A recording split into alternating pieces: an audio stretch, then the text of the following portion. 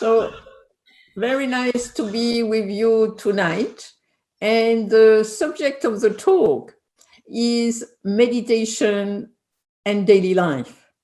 And so what I like to look at is actually a little bit what's the point of meditation? What are we doing in meditation that could then help us in daily life? And then also to see that there are many different types of meditation. But before you have a different type of meditation, that it be mindfulness of the breath, or that it be just sitting, or that it be questioning, or that it be loving kindness, then to see that before that you have really some basic capacity that you are cultivating when you practice meditation. And that actually, that practice, that cultivation in meditation is going to help us directly in daily life in terms of our relationship, working, and different things like that. So first, I like to look at these two qualities that we cultivate when we meditate. And this is in a way across the board when you talk about Buddhist meditation or secular Buddhist meditation. And it is what's called focusing, anchoring, and looking deeply, inquiring, questioning. And we're not just doing them for their own sake, but we're doing it because there is an effect over time. So the first idea is focusing and anchoring. And sometimes it's called concentration. But if we think about concentration, we generally tense up. If you say to yourself, concentrate, you generally tense up. So that's why I prefer to use the word anchoring, that actually you use the breath, the sound, a question, loving kindness as an anchor in this experience. And an anchor is like the anchor of a boat. The anchor of the boat doesn't stop the boat moving, but it helps the boat not to get lost and not to break itself or other boat by being too close or by being really going here and there. And in the same way, when we have an object, an anchor, like the breath or the sound, the body, question, then the idea is that we are going to come back and again to this object, to this anchor. But it doesn't mean that we must not have thought. Of course, we're going to have thought, we're going to have sensation, we're going to have emotion, we're going to have memories, plans, etc. But the anchoring is going to help us to move from being a little fixated, fixed, repetitive due to our habits, like for example, mental habits, and is going to help us to bring it back to its creative functioning. So to see the idea of meditation and focusing and anchoring is not to stop thinking, but is actually to think in a more spacious way and in a less repetitive and automatic way. So in a way, we're going to do 30 minutes of meditation together. And time to time, I will say, come back to the breath, come back to the body. And when you do that, you're actually cultivating 4 things. You are not, in a way, feeding the habits of planning, for example. You are dissolving its power. You are bringing it back to its creative functioning so you can plan when you want and not plan when you don't need to.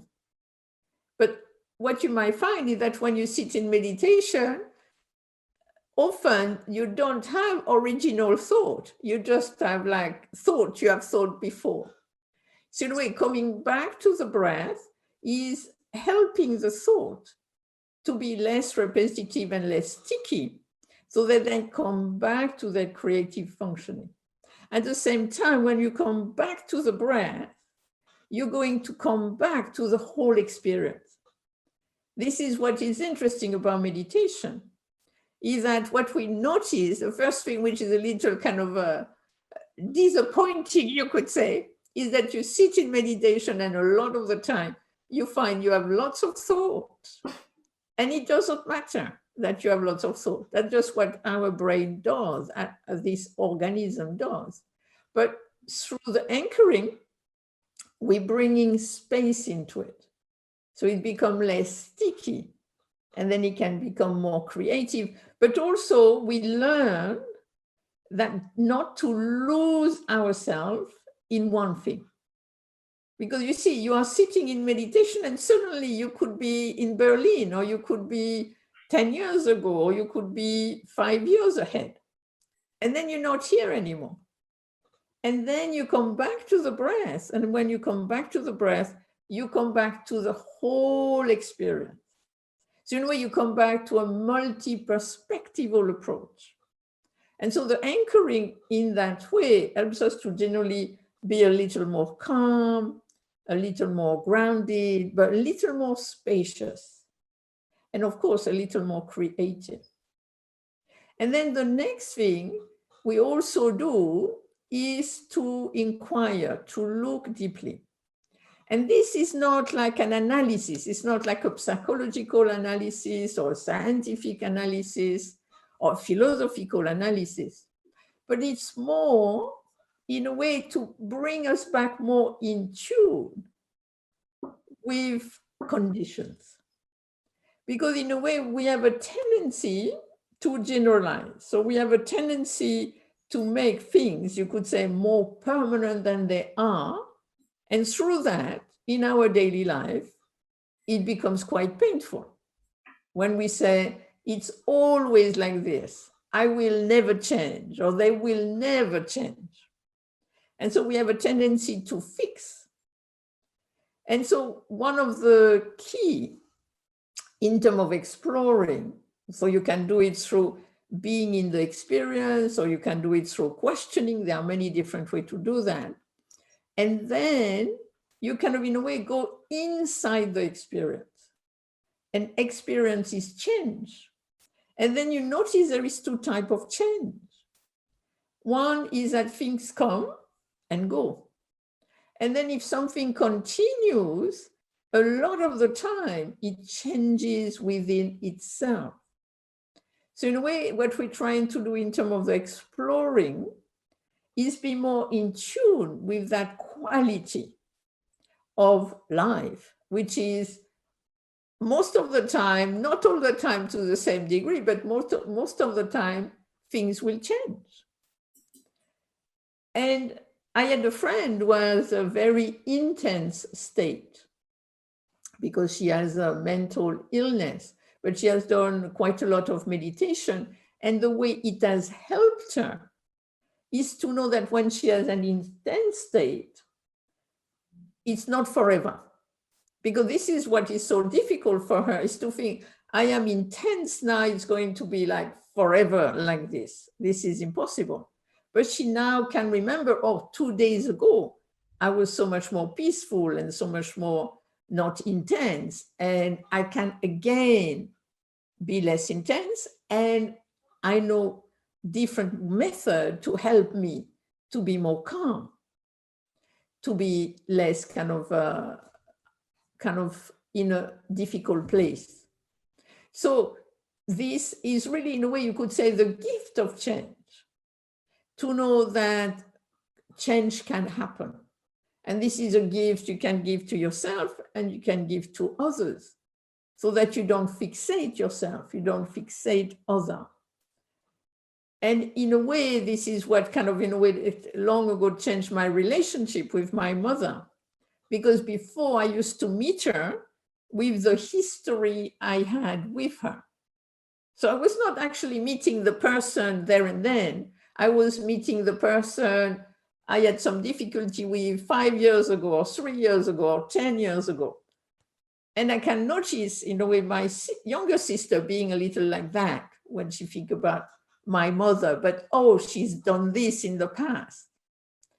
But in a way, when I saw my father die, I realized that our life rests upon a single breath. And then it really changed.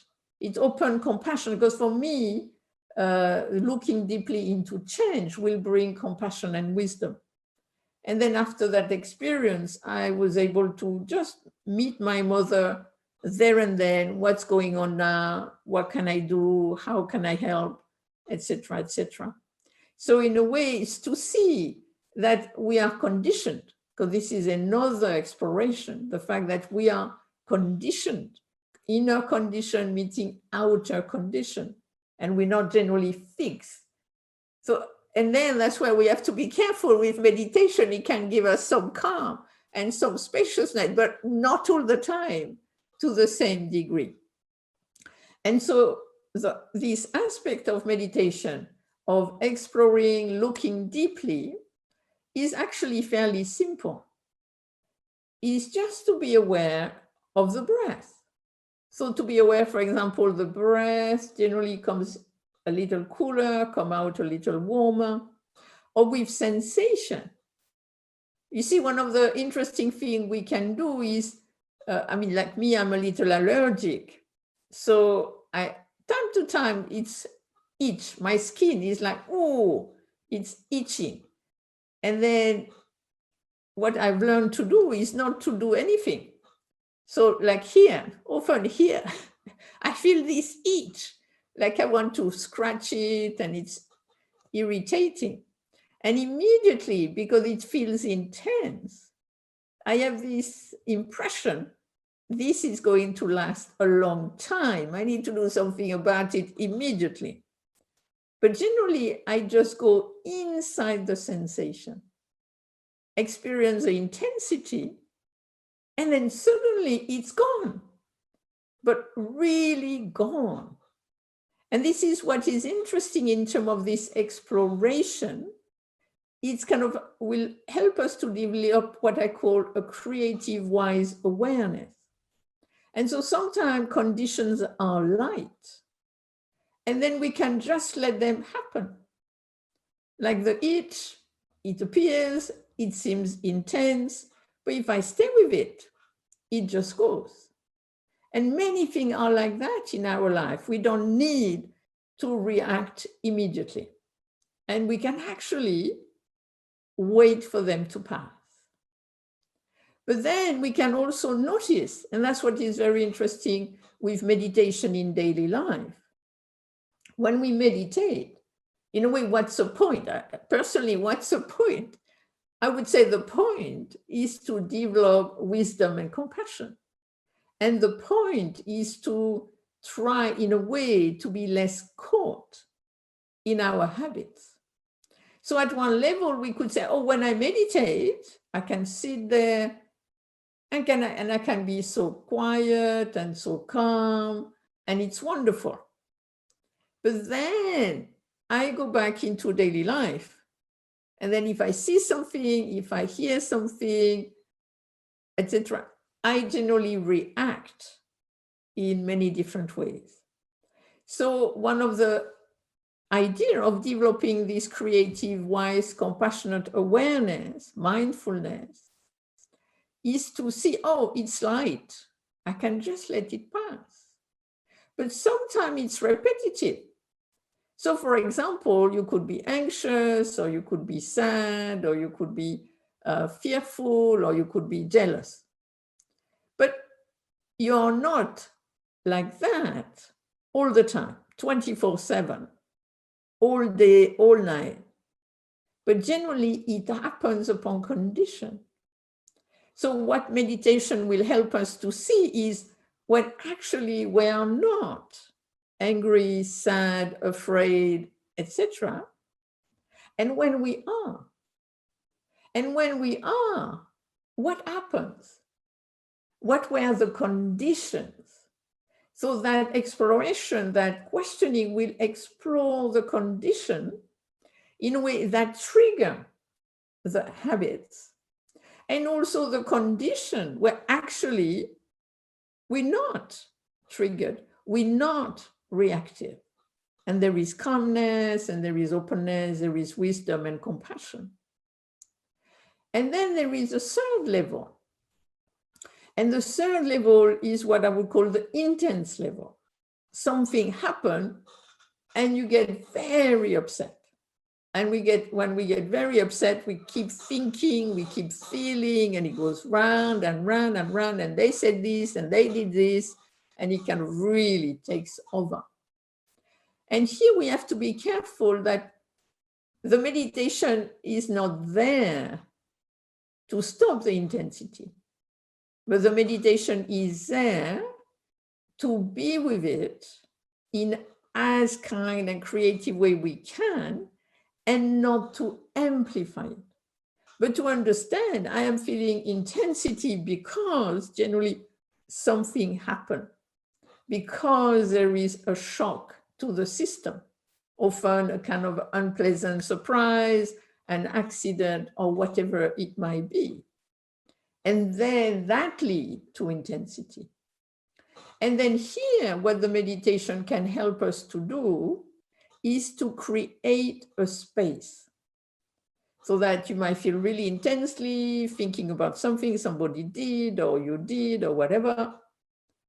And then, let me go back to the breath, to the body, to loving kindness, to the question.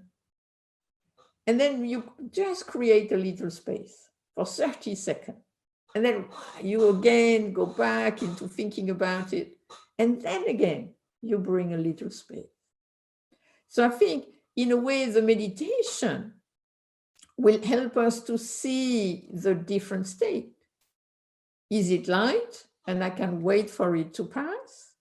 Is it habitual and what can I learn about the conditions? And if it's intense, how can I have the patience of letting this pass through me, and how can I not amplify it so that it does not last longer than it needs to? So this is in terms of like what we practice meditation, we're really cultivating the anchoring and the exploring. And then this helps us to develop what I would call creative, wise, compassionate awareness or mindfulness. But what is interesting there in terms of daily life is that this creative awareness, this creative mindfulness has also two aspects. And one aspect is that it helps us to see clearly and to accept in a friendly manner. This is, in a way, I would say this is the first experience I had when I started to meditate long ago when I was in Korea. And so I was in Korea, you do a lot of meditation. So I was sitting in meditation. And then up to that moment, I thought I was one of the most compassionate person in the world. But then as I was sitting in meditation, I noticed what I was really thinking. Because often what happens is that we are lost in the thinking, we are lost in the story. But here I could see what I was thinking. And actually I was thinking about me. I would say then I was thinking about me 95%. And then the creative awareness made me laugh. Because I realized I'm thinking I'm so compassionate, and now I realize actually I'm fairly self-centered, and then maybe the meditation is to help me to move down, to diminish the percentage from 95% to 50%.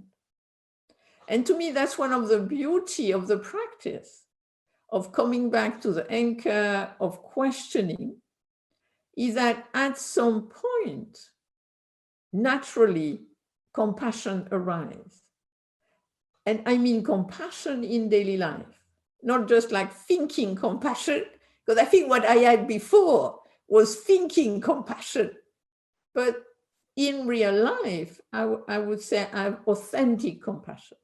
And for me, authentic compassion is thinking as much about the other person as yourself. Because in a way, we have a tendency to be the center of our universe, but we're not the center of the whole universe. And so I think the meditation really, by diminishing the self-centeredness, will allow us to really be with others for themselves and not just for our self-interest. I think that's also one of the effects of cultivating the anchoring, cultivating the questioning. And also, what we notice, you see, you sit in meditation and you notice, oh, I am planning. Oh, I have a tendency to feel this emotion. Oh, I have a tendency to have this sensation. So you start to see more, oh, I am doing this. But is it useful? Is it beneficial? And in a way, this is through the meditation that I help myself with planning. Because I used to be a great organizer. Like, I'm going to organize myself, everybody. And then one day, when I was living in England and I was going to go on a long travel teaching, for a month, I could not stop planning about the suitcase and this and that. And then I realized that I had pain in the stomach. And that was because of the planning. And I thought, this is not worth it. So I stopped the planning, and then my stomach was so much better. So in a way, we start to look at how much do I need to do this? Planning is a function. But sometimes it's like we think that by planning more, we're going to resolve more. When I would say by planning less, we'll actually have more opportunity to do better planning that we can also, of course, share with others. And they can also have their input and not just us or me thinking I have the best plan. So again, to kind of notice, oh, what's going on? What's going on in the mind? What's going on in the body? What's going on in the heart? What's going on in the way I might relate to others, in the way I might work? And for me, when the confinement, when the corona arrived, so it was in March last year, so we had this big thing which happened with the corona. And I thought, oh, in a way, meditation has really prepared me to be with corona. And there are many aspects of the practice, but one of the aspects of the practice that we can develop is appreciation. And then I really felt all this appreciation for all the essential workers. But I also thought, hey, this is a different time. And maybe I can have different relationships. But also maybe in order to have different relationships, I can try to be less stressed. And to me, that's what is very fascinating at the moment with my relationship, is to see that actually if you have what we call unpleasant tonality, then quickly you think about all the history which was unpleasant with the person. But if you feel quite nice and calm and friendly, then you look at what the other person does in a very different way. And nowadays I think, oh yes, of course, you could be upset because that person missed this or did not do this or whatever, but would it really make a difference? And so to me, this is very interesting about relationship. How do we relate to ourselves? How do we relate to others? And to see that a lot of it is really dependent on what we call this tonality. if we experience pleasantness or unpleasantness. And personally, I think a lot of it is connected to stress. If we overwork or if we stress for many different things. And so in a way, again, is looking at what are the conditions that can help me to be more calm, to be more creative, to be creatively accepting, to be creatively transforming. So that's what I wanted to say today about meditation in daily life. It's a vast subject, but I try to kind of cover a little bit different aspect of it. And then I wanted to do a little kind of 30-minute, 25-minute of sitting meditation, or whatever position suits you. But first I would say, can we stand up for a minute and stretch a little?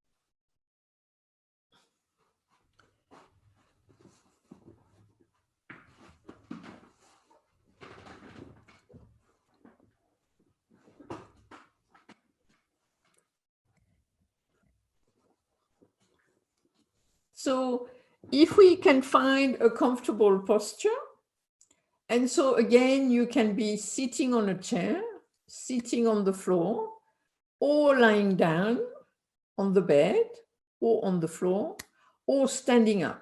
Really what suits your body. This is very important in terms of what we call formal meditation.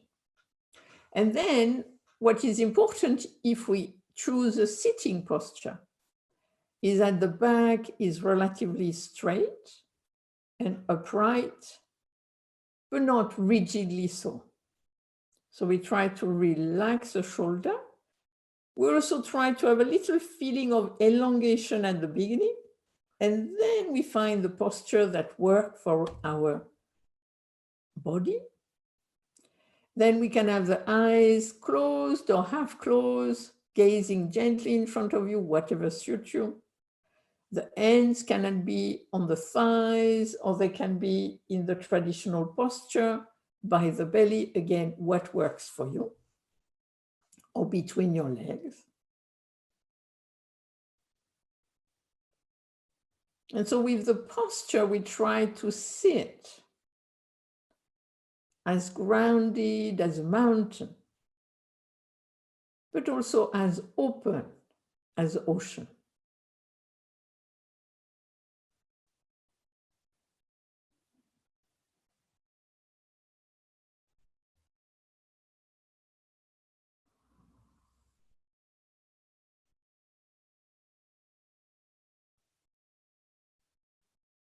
And once we settled on the posture,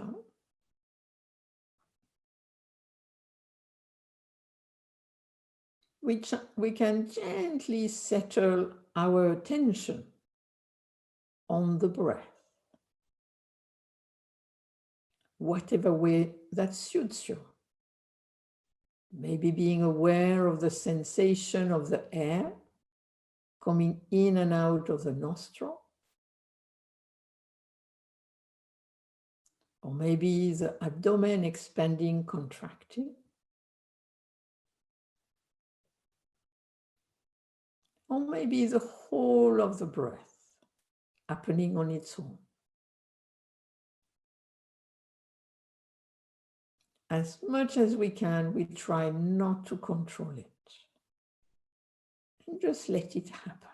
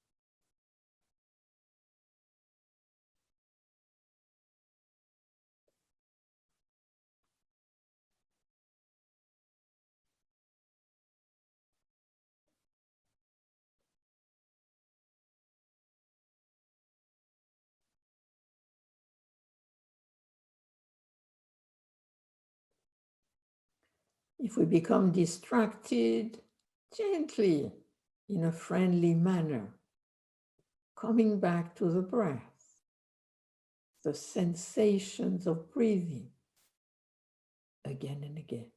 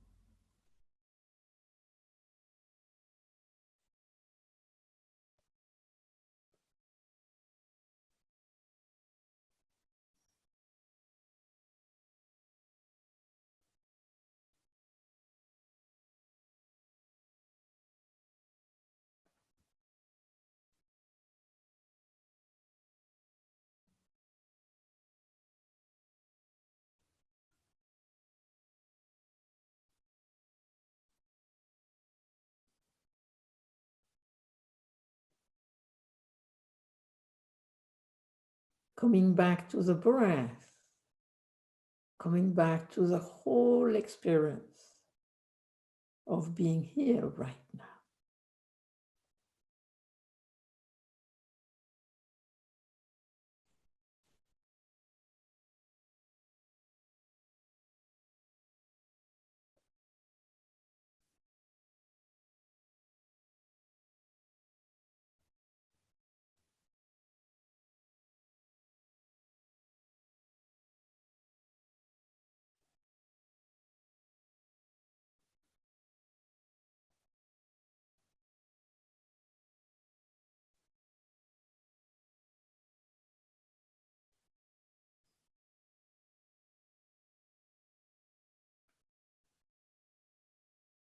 Now being aware of our feet touching the ground, or our body on the ground, or our legs.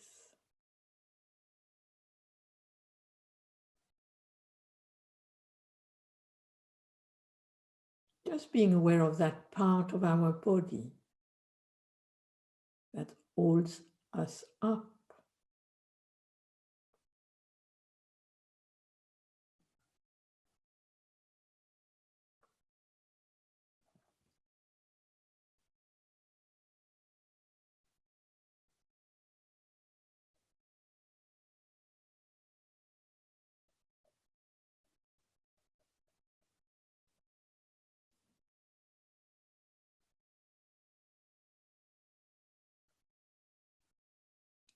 Then being aware of our legs, any sensations in those parts of the body. Are they coming and going? Are they changing within themselves?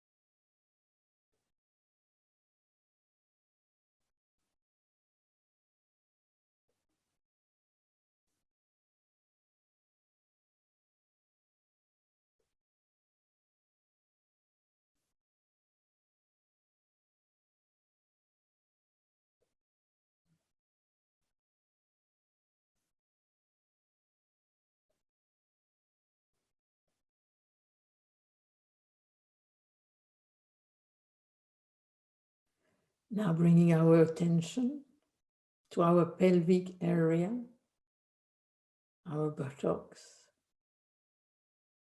noticing any sensation coming and going in that part of the body.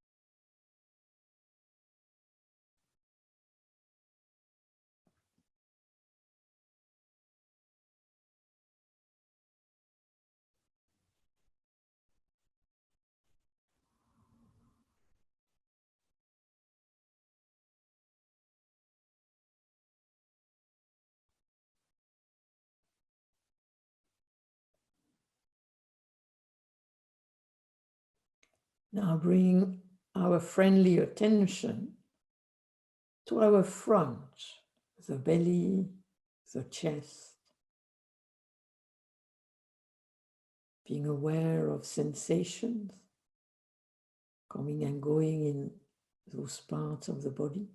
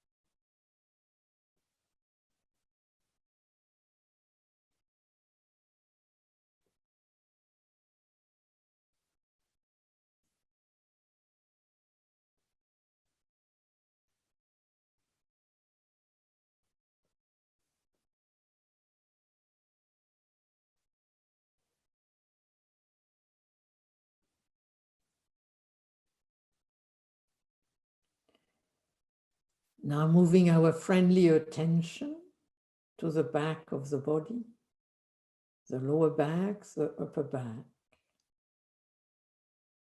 If there are sensations in that part of the body, and if it continues a little bit, noticing if it changes within itself.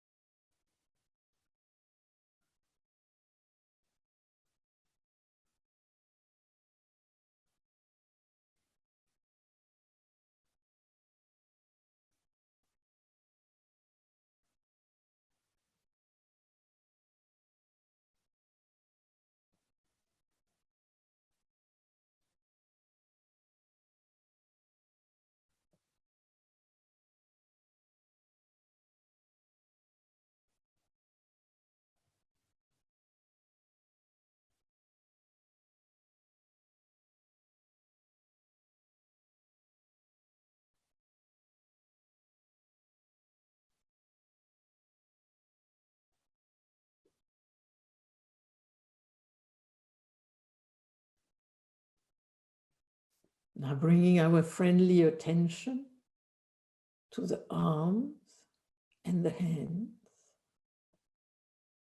being aware of sensation coming and going in those parts of the body.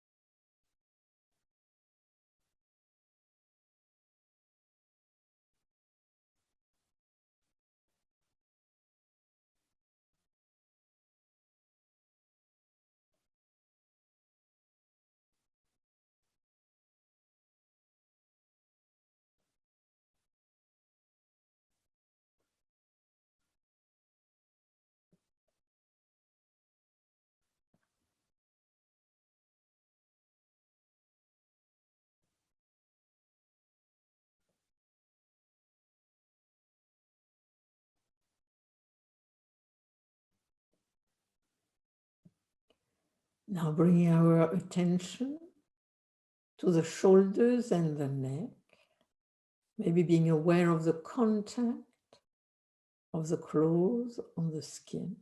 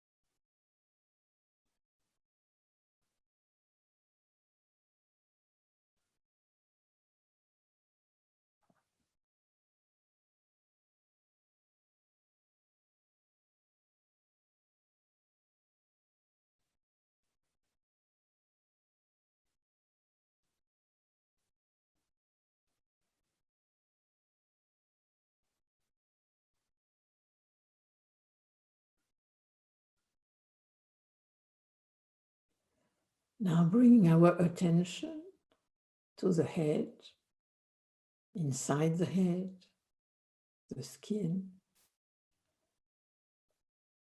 being aware of any sensations in that part of the body. If there are no sensations, just being aware of the contact of the air on the face.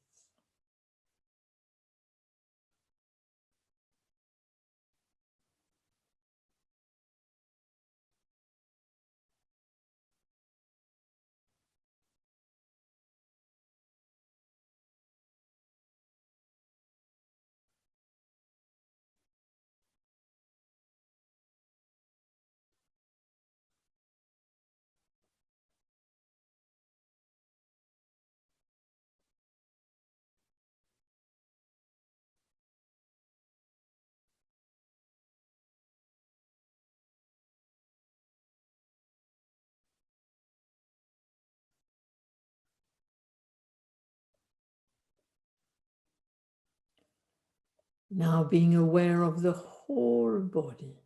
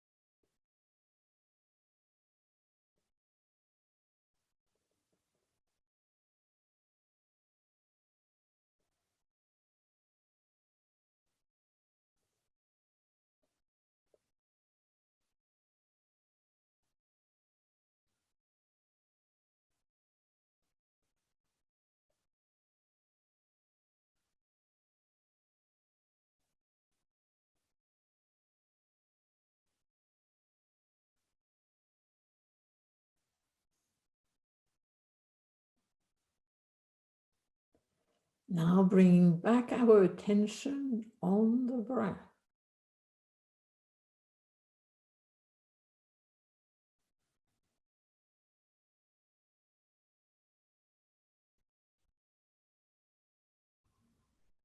Breathing in, breathing out.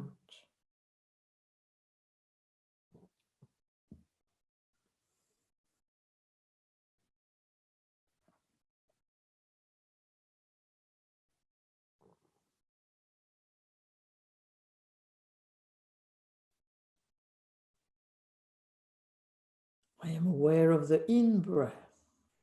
I am aware of the out-breath.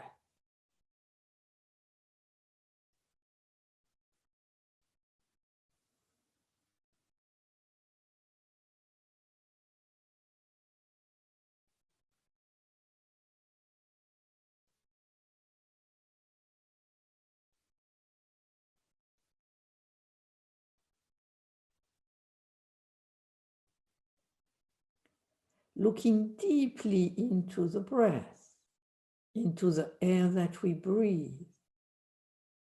What is this air? Realizing we share the same life. We share the same breath, the same air.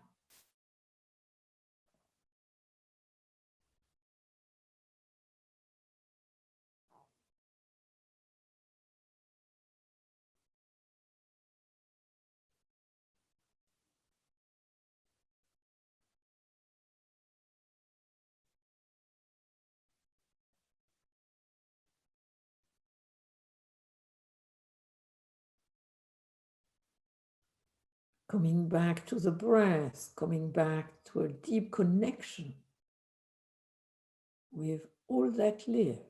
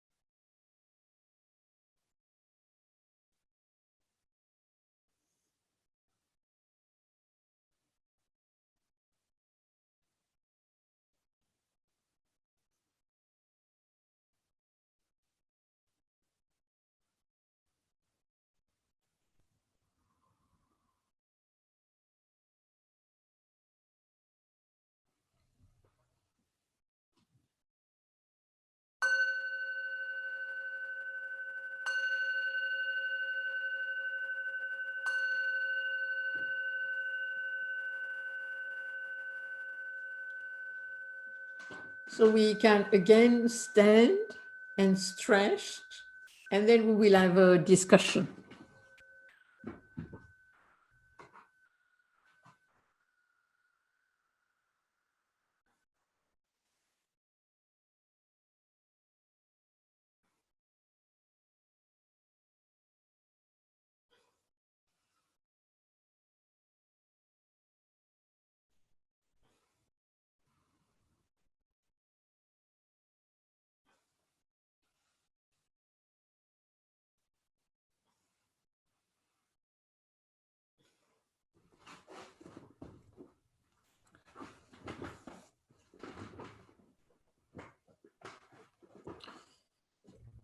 So now we have some time for a discussion, and we can do it in 3 different ways.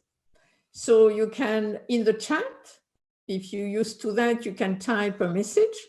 You can type if you have anything you want to share, to comment, to ask me a question. Or if you're really knowledgeable about Zoom, you can raise the blue hand on the participant thing. If you know how to do that, it's written, raise hand.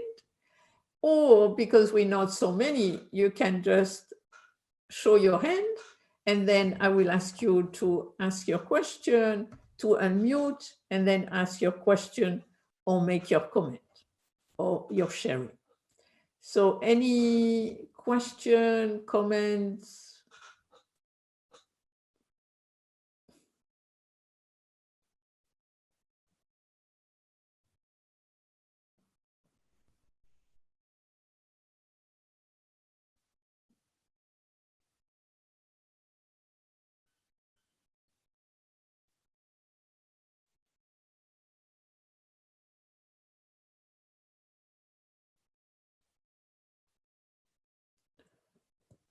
Of course, if there are no question or comment, we can stop here, of course. Thomas. Hello, thank you for giving us this this talk and the meditation. My question is that the complete program of your meditation you're doing, or what kind of other meditations you do, and how do you choose which one do you when? Okay, so thank you for the question. So this was like a short, 30 minutes. So in 30 minutes, I basically try to show the anchoring and the questioning, being aware of change. And then I try to do this a little with the breath, and I try to do this a little with the body. If I was teaching a 7-day residential retreat, when it was possible to do that, then, I would do one day the breath, next day I would do the body, next day I would do the sounds, next day I would do the questioning, next day I would do loving kindness, next day I might do appreciation. And personally, because of course you can do just one thing, that's also fine. But personally, I think each anchor has a little different aspect. Like the breath, unless you are asthmatic, is generally calming. The body, unless you are in a lot of pain, it is generally grounding. The sound, generally it's really opening. The question really helps you to cultivate brightness and calmness together. But you can also cultivate loving kindness, you can cultivate compassion, equanimity, and you can also cultivate rejoicing, appreciation. You can also use, like I did in Korea, just asking a question, like, what is this? And personally, I would say it's what suits the person. You see, if you are asthmatic and you keep doing the breath and it keeps making you tense, I would say it could be better to do something else, like listening. If you have tinnitus, like ringing in the ears, then I really would not recommend listening, especially in a silent place.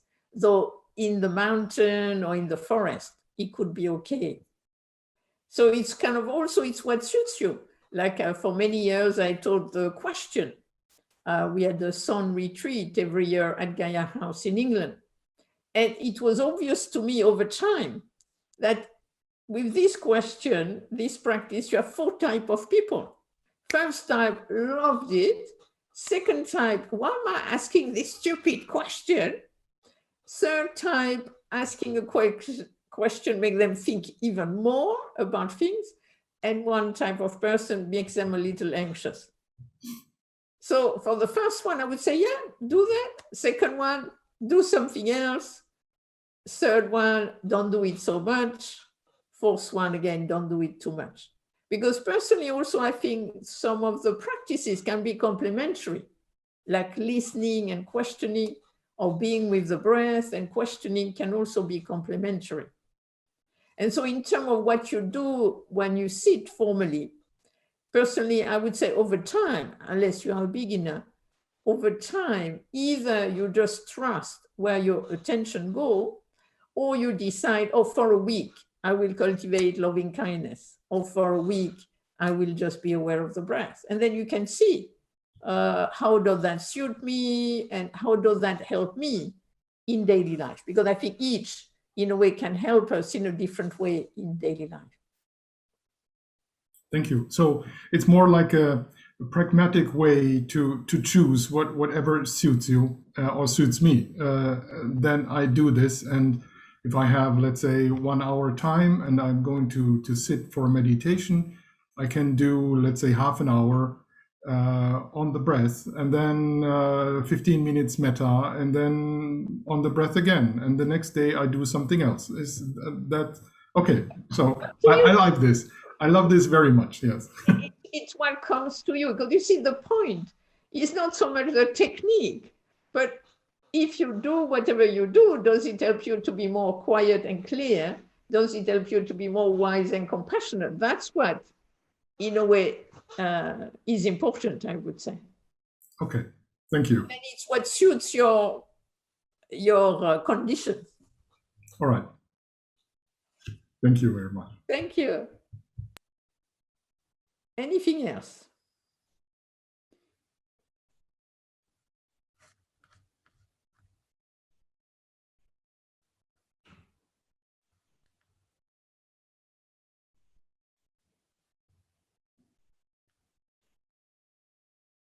Yes, Kim? Thank you very much, Martine. It was wonderful. I'm very new to meditation, and I took some tips from what you said about putting your mind in the sensation, and I noticed that things started to pop, and in my back, for example. Is that a normal thing that the body? Well, you see, you become one thing with the practice, especially if you look at the body, is that then you're going to be more aware of the body. Also, you're going to be more aware of how you hold yourself, because you're not just, you're sitting there, but often we're really lost in thought. So you're really not aware of the body and what's going on with it. So if you sit, and then if you time to time, you become more upright, or I don't know what kind of body you have, so that it pops, I have no idea. So the thing would be to observe. When I sit in meditation, does it pop all the time? Just once? Does it pop or seem to pop when I kind of straighten up? That's what I meant by condition. Like when something happened, just kind of like investigating, but without thinking it is this or that, but just, oh, it happened. And it might never happen again. Or it might happen again. And if it happens again, you can start to see, like me, this is really weird. I was asked to film myself for a course in America. So I used the camera they sent, I filmed myself. And then I noticed, because people have mentioned this before, and I thought, I am not doing it really a bit, but not too much. But actually I move. As soon as I sit in meditation, I move. And I could really see it so much when I did the filming. And actually I could not really stop it. It's kind of just like, for whatever reason, as soon as I sit, I kind of move a little bit. And why? Who knows? Who knows? Is it physiological? Is it kind of prior perception? Is it, who knows? So that's why we never know. When we sit in meditation in a certain posture, you'll become more aware of the body if you put your attention on it. And then what appears in it will depend. And this you will only be aware of over time. Thank you. Thank you. Anything else? Conrad, and then Marianne. You have to unmute, Conrad.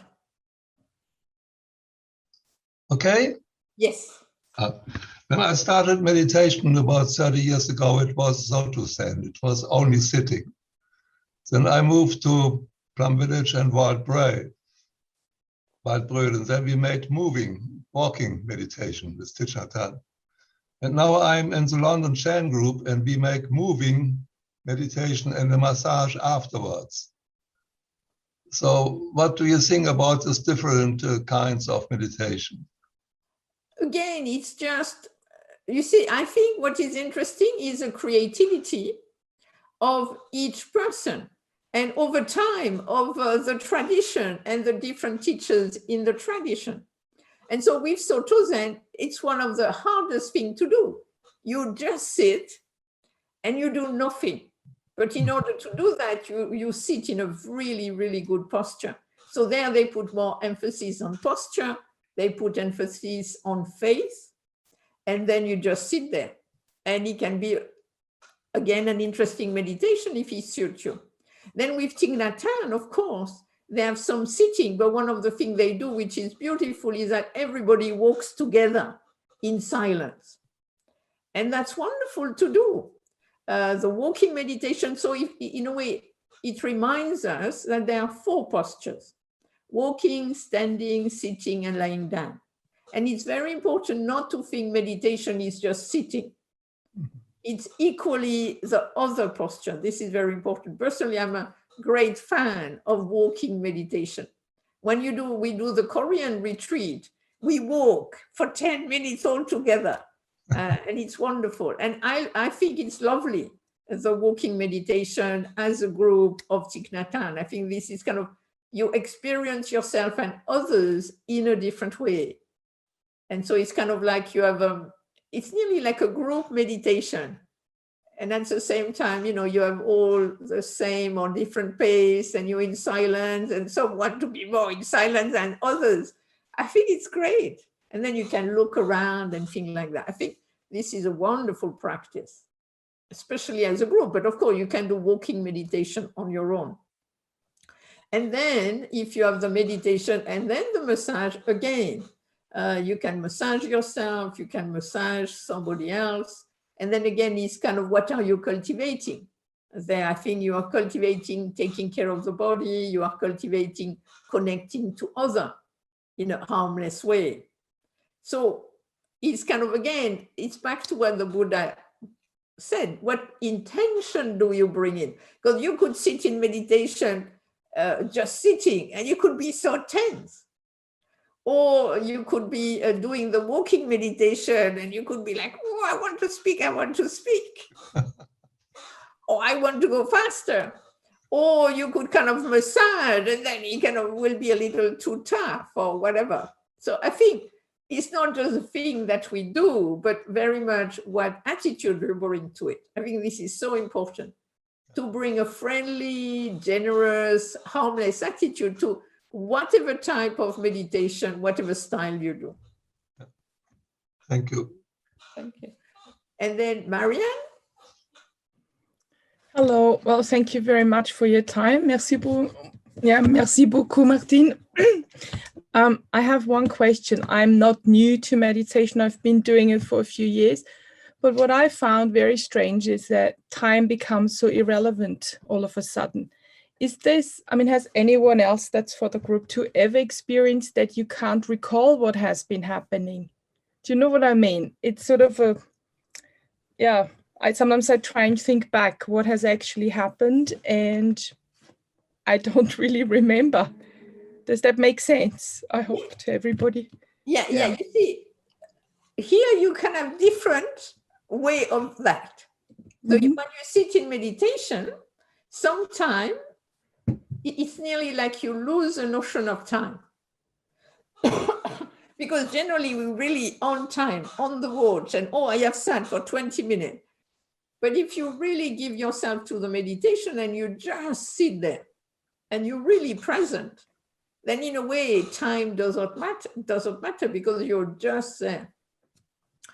Or that's also what can happen, not all the time, but you actually are sleeping, sitting up. And then suddenly you dream and you wake yourself up and you realize, I was really not there, but in a different way.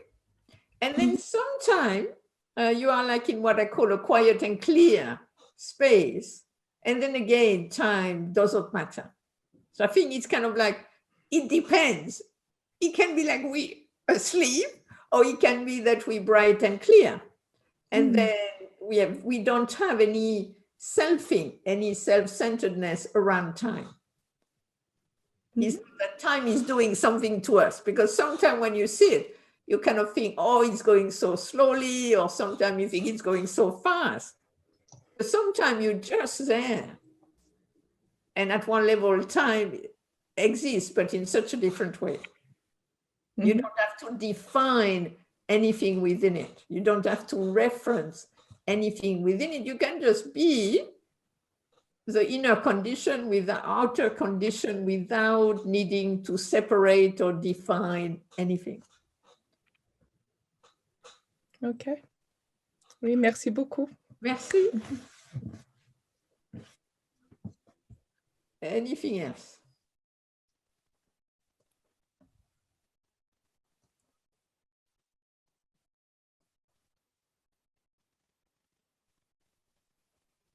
So if there is nothing else, then maybe we'll stop here. Thank you so much. It was very nice to spend this time with you.